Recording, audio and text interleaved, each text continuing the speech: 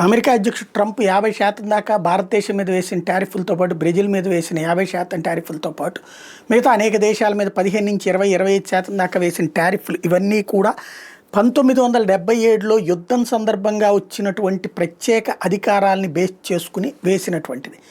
దాన్ని అక్కడ ఉన్నటువంటి ఫెడరల్ కోర్టు తప్పుబట్టింది. అది యుద్ధం కారణంగా నువ్వు తీసుకున్న ప్రత్యేక అధికారాన్ని ఇప్పుడు ఏ యుద్ధాలు లేనప్పుడు ఎట్లా పెడతామని. దానికి ఇప్పుడు సుప్రీంకోర్టులో పిటిషన్ వేసుకొచ్చాడు ట్రంప్. ఏమనయ్యా అంటే రష్యా పెద్ద యుద్ధం చేస్తుంది, అది మూడో ప్రపంచ యుద్ధం వైపు దారితీసే పరిస్థితి వస్తుంది. రష్యా నేరుగా యుద్ధం ఆపంటే ఆపట్లేదు.